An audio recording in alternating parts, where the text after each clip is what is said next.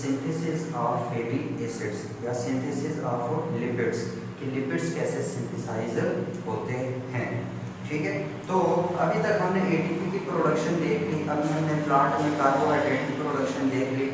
अब हम देखेंगे कि भाई हमारे बॉडी में या किसी भी लिविंग ऑर्गेनिज्म की बॉडी में दूसरे बायोमॉलिक्यूल्स कैसे बनते हैं। तो आज हम शुरू करने जा रहे हैं फैटी एसिड्स की सिंथेसिस। फैटी एसिड्स की सिंथेसिस, ठीक है। हाँ, तो हम फैटी एसिड्स की सिंथेसिस शुरू करने जा रहे हैं। तो फैटी एसिड की सिंथेसिस याद रखना is different as the oxidation of the fatty acids कि जिसमें फैटी एसिड ऑक्सीडाइज होकर एसिटाइल कोएंजाइम ए में कन्वर्ट होता है, उसके रिवर्सल से डिफरेंट है। हम ये नहीं कह सकते कि जो फैटी एसिड की सिंथेसिस है that is the reversal of oxidation of fatty acids, थोड़ा सा डिफरेंट होता है। डिफरेंट किस मैनर में होता है कि भाई एक बात हमेशा याद रखना, जो फैटी एसिड्स की ऑक्सीडेशन है मतलब फैटी एसिड्स की डिग्रेडेशन, फैटी एसिड्स की डिग्रेडेशन जो है हमारे पास वो कहाँ पर होती है, ये चीज़ याद रखना। वो होती है हमारे पास माइटोकॉन्ड्रियल मैट्रिक्स। इसके बारे में हम बहुत ही तफसील से बात कर चुके हैं, अगर आप लोगों को याद हो। माइटोकॉन्ड्रियल मैट्रिक्स में इसकी ऑक्सीडेशन या डिग्रेडेशन होती है। अगर आप लोगों को याद हो तो हमने कहा था कि जब पाइरुवेट क्या चीज़ है, ग्लाइकोलाइसिस का एंड प्रोडक्ट जो है पाइरुवेट, वो कन्वर्ट हो रहा था एसिटाइल कोएंजाइम ए में। तो एसिटाइल कोएंजाइम ए में कन्वर्ट हो रहा था। उस वक्त हमने बात की थी कि भाई जो लिपिड्स हैं वो भी ऑक्सीडाइज होके एसिटाइल कोएंजाइम ए में लगते हैं। इसी तरह जो प्रोटीन्स हैं वो भी ऑक्सीडाइज होके फिर एसिटाइल कोएंजाइम ए या पाइरुवेट बनाते हैं। तो इसके आगे फिर क्रेब्स साइकिल शुरू होता है और क्रेब्स साइकिल में ये सारा डिग्रेड हो जाता है, CO2 रिलीज हो जाता है। तो एक बात हमें पता लग गई कि भाई जो फैटी एसिड्स की डिग्रेडेशन है वो हमारे पास माइटोकॉन्ड्रियल मैट्रिक्स में या फिर क्रेब्स साइकिल जिसे बोल सकते हैं उसमें होती है।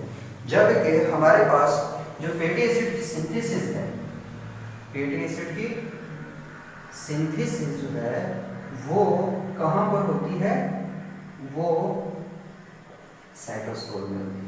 साइटोप्लाज्म या साइटोसोल, साइटोसोल में इसकी होती है सिंथेसिस, किसकी, फैटी एसिड्स।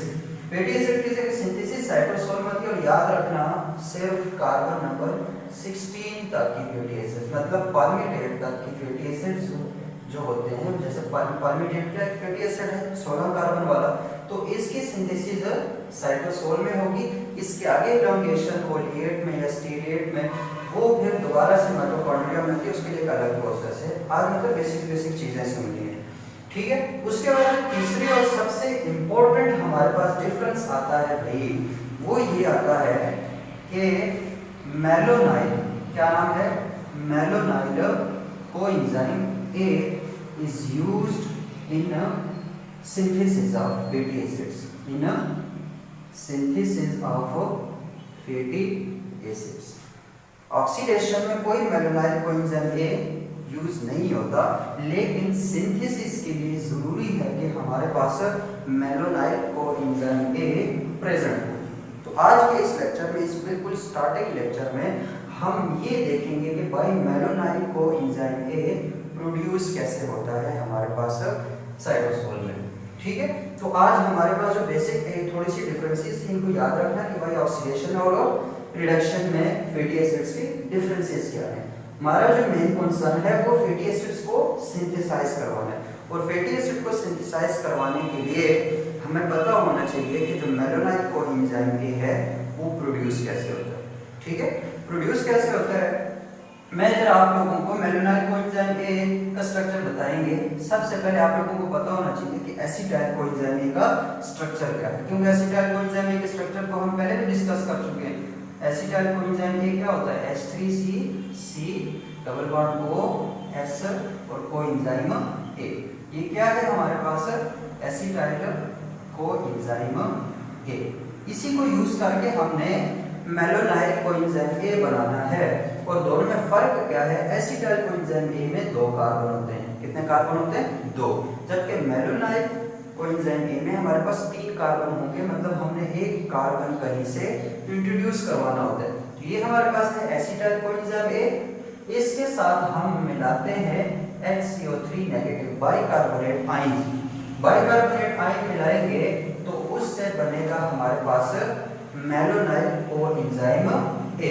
कैसे बनेगा उसको हम स्ट्रक्चर वाइज देखेंगे, स्ट्रक्चर्स को लेकर उसको डिस्कस करेंगे। तो चलिए शुरू करते हैं, बिस्मिल्लाह करते हैं कि हमारे पास मेलोनाइल कोएंजाइम ए कैसे बनता है। ठीक है, तो मेलोनाइल कोएंजाइम ए के लिए जो एंजाइम यूज होता है याद रखना, उसका नाम है एसिटाइल कोएंजाइम ए कार्बोक्सिलेज। क्या नाम है उसका? एसिटाइल कोएंजाइम ए कार्बोक्सिलेज। इस एंजाइम को यूज करके हम मेलोनाइल कोएंजाइम ए बनाएंगे। इस एंजाइम में मैं थोड़ा स्ट्रक्चर आपको बता देता हूँ। बेसिकली इस एंजाइम के 3 रीजन हैं। कितनी रीजन है? 3 पार्ट्स है, 3 रीजन होते हैं। एक हमारे पास ऐसे, फिर एक और रीजन और एक और। बाकी एंजाइम जो प्रोटीन है काफी कॉम्प्लेक्स स्ट्रक्चर होता है। इसमें 3 सब यूनिट्स होते हैं पॉलीपेप्टाइड्स के। कितने? 3 सब यूनिट्स होते हैं पॉलीपेप्टाइड्स के। ठीक है, तो उसमें से जो एक सब यूनिट है, जो एक रीजन है, उसको बोलते हैं बायोटीन। क्या? Biotin carrier protein. एक यूनिट उसका क्या है? Biotin carrier protein. इसका काम क्या होता है? ये अपने साथ HCO3 को कैरी करता है। किसको कैरी करता है? HCO3। और याद रखना बायोटीन जो है तीनों में यूज होगा। दूसरा जो हमारे पास फंक्शनल पार्ट है उसको बोलते हैं बायोटीन कार्बोक्सिलेज। दूसरा पार्ट क्या है? Biotin carboxylase. और इसका फंक्शन क्या होता है? इसमें CO2 को ऐड करना होता है एसिटाइल कोएंजाइम ए के साथ, इसके साथ।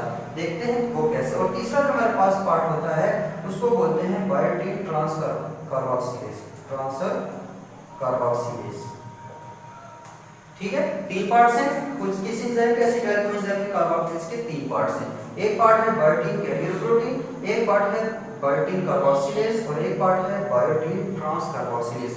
इन तीनों का फंक्शन डिफरेंट है। और एक बात याद रखना, बैक्टीरिया में जो है, अगर बैक्टीरियल एसिटाइल कोएंजाइम ए कार्बोक्सिलेज की बात करते हैं हम, तो वहां पर क्या होगा? बैक्टीरियल एसिटाइल कोएंजाइम ए कार्बोक्सिलेज की अगर बात करते हैं तो वहां पर 3 डिफरेंट सब यूनिट्स ऑफ पॉलीपेप्टाइड्स होते हैं जो मिलके ये काम करते हैं।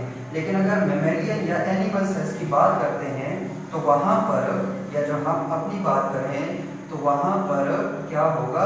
एक ही एंजाइम होता है। कितने एंजाइम होते हैं? एक ही एंजाइम होता है, लेकिन वो एंजाइम होता है मल्टीफंक्शनल। क्या होता है? Multifunctional single polypeptide. Single polypeptide. Function दोनों का सेम है, लेकिन यहाँ पर एक ही पॉलीपेप्टाइड डिफरेंट फंक्शंस करेगा। ये तीनों फंक्शंस एक ही पॉलीपेप्टाइड करेगा, लेकिन बैक्टीरियल सेल में ये अलग अलग होंगे।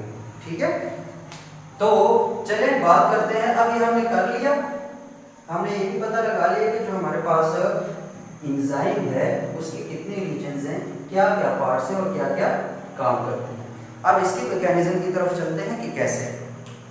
ठीक है, तो देखो इधर हमारे पास होता है बायोटीन। मैं बायोटीन को इधर ऐसे दिखा रहा हूँ, ये बायोटीन है हमारे पास। ठीक है, और इस बायोटीन में हमारे पास अमीनो ग्रुप होता है। अमीनो ग्रुप कौन सा ग्रुप होता है? NH जिसे बोलते हैं। कौन सा ग्रुप होता है? NH। ठीक है, वो जो बायोटीन कैरियर प्रोटीन है हमारे पास, उसमें यहाँ पर होता है NH ग्रुप। ठीक है, अमीनो ग्रुप होता है। अब इस पूरे को हम क्या बोलेंगे? बायोटीन कैरियर प्रोटीन, क्योंकि इसी के साथ हमारे पास HCO3 भी कैरी हो रहा होता है, लेकिन वो एक्टिवेटेड नहीं होता। ठीक है, तो इसी के साथ HCO3 जो है वो हमारे पास कैरी हो रहा होता है। एक पार्ट हो गया। दूसरे पार्ट में कार्बोक्सिलेज का काम है। किसका काम है? कार्बोक्सिलेज। जो दूसरा हमारे पास बायोटीन कार्बोक्सिलेज पार्ट है, वो क्या करेगा? वो इस HCO3 में से जो CO2 है उसको करेगा एक्टिवेट। इसका काम क्या है? CO2 को एक्टिवेट करना। CO2 activation. ठीक है, उसके बाद इसका काम है उसको बाइंड करना। बाइंडिंग का काम भी करते हैं। किसके साथ बाइंड करना? इस बायोटीन कैरियर प्रोटीन के साथ उसको बाइंड करना। कैसे बाइंड किया जाता है मैं बताता हूँ। HCO3 है हमारे पास, देखो यहाँ से अगर मैं CO2 निकाल दूं तो पीछे रह जाएगा OH। तो ये एंजाइम क्या करता है, यहाँ से CO2 निकालते हैं, यहाँ से इस H को निकालता है, ठीक है। तो ये H और CO2 निकल जाने के बाद ये वाला जो OH है वो तो H2 की फॉर्म में रिलीज हो जाएगा। पीछे क्या रह जाएगा, पीछे रह जाएगा हमारे पास बायोटीन कैरियर प्रोटीन, ठीक है, उसके साथ N, क्योंकि अब H निकल चुका है, H निकल चुका है और उसकी जगह CO2 ऐड होगा ऐसे C double bond O negative. तो अब ये क्या होगी, कार्बोक्सिलेशन, CO2 की कार्बोक्सिलेशन के नतीजे में हमेशा कार्बोक्सिलिक एसिड ग्रुप ऐड होता है। तो यहाँ पर भी कार्बोक्सिलेशन हुई और CO2 जो है वो बायोटीन कैरियर प्रोटीन के साथ ऐड हो गया।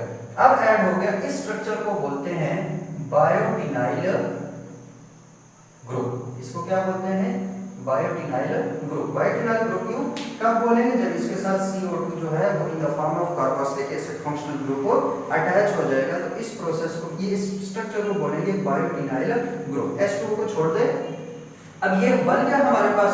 अब क्या होगा, यही बायोटिनाइल ग्रुप जो है ये हमारे पास बायोटीन कैरियर प्रोटीन था, इसके साथ N और ये C double bond O negative, ठीक है। इसके साथ हम ऐड करते हैं, मतलब सेल में ऐड होता है acetyl coenzyme A। Acetyl coenzyme का फार्मूला क्या है, H3C double bond O S coenzyme A, ठीक है। ये हमारे पास क्या है, एसिटाइल कोएंजाइम A। बाकी तो एसिटाइल है, कोएंजाइम में अटैच हुआ। अब क्या होगा, due to the third part that is a transcarboxylase, that is a transcarboxylase. उस ट्रांस कार्बोक्सिलेज से क्या होगा कि हमारे पास ये वाला जो CO2 ग्रुप है वो यहाँ से निकलकर इसके साथ अटैच होगा।